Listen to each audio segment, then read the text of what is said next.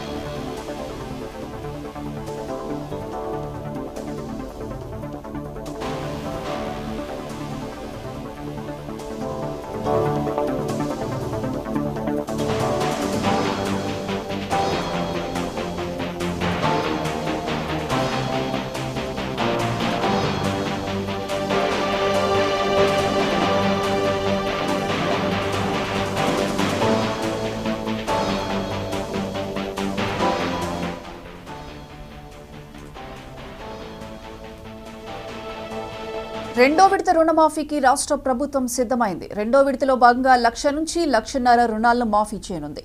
ఈ ప్రక్రియను CM Revanth assembly ఆవరణలో ఇవాళ మధ్యాహ్నం 12 గంటలకు ప్రారంభిస్తారు. ఈ దఫాలో దాదాపు 7 లక్షల మంది రైతులకు 7,000 కోట్ల రూపాయల మేర లబ్ధి చేకూరనుంది.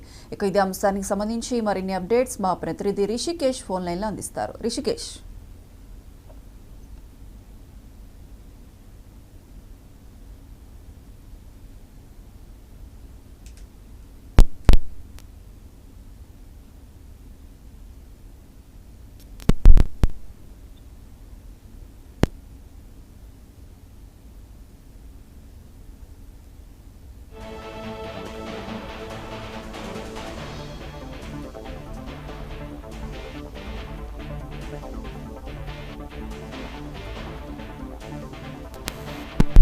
చెప్పాలా?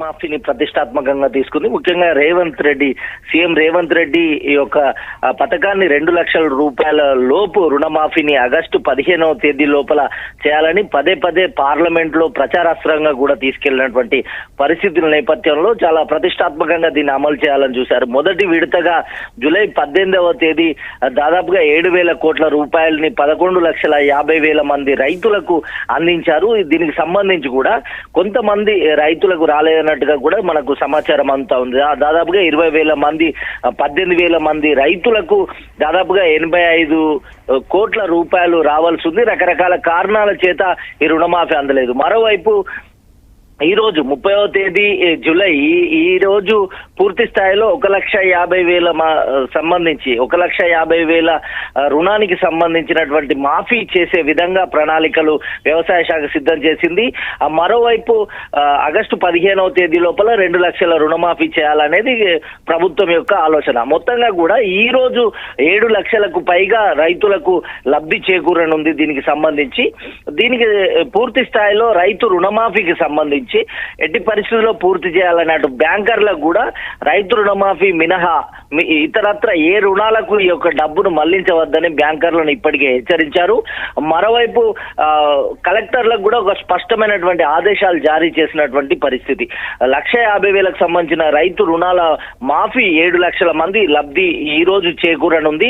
మరోవైపు గతంలో చేసిన 1 లక్ష లోపు రుణమాఫీలో 11,50,000 మంది రైతులకు లబ్ధి జరిగినట్టుగా మనకు తెలుస్తా ఉంది. రైతు నేస్తం పేరుతో గత ప్రభుత్వం నిర్మించినటువంటి రైతు వేదికల వద్ద అంటే రుణమాఫీకి సంబంధించిన సందేహాలు కానీ అనుమానాలు కానీ ఎలాంటి కాంప్లైంట్స్ ఉన్నా కూడా అక్కడే నివృత్తి చేసుకోవాలంటూ కూడా రైతులకు రైతు నేస్తం పేరుతో ఒక కార్యక్రమాన్ని ఏర్పాటు చేసినట్టుగా దీన్ని వ్యవసాయ శాఖ మంత్రి తుమ్మల నాగేశ్వరరావు తెలియజేసినటువంటి పరిస్థితి.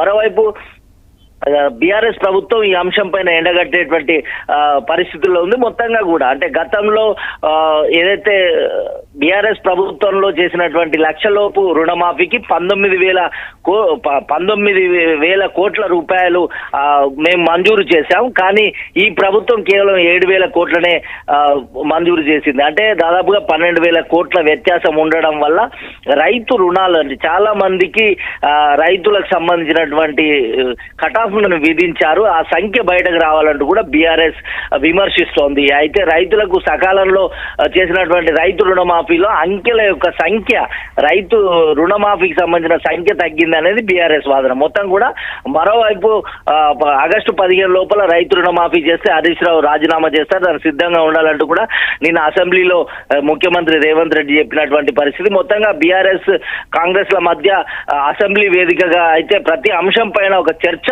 వాడివేడిగా కొనసాగుతోంది. రైతు రుణమాఫీకి సంబంధించి ఈ రోజు 1,50,000 రూపాయల రుణమాఫీకి సంబంధించి దాదాపుగా 7 లక్షల మంది రైతులకు ఈ రోజు లబ్ధి చేకూరినట్టుగా మనకు తెలుస్తా ఉంది.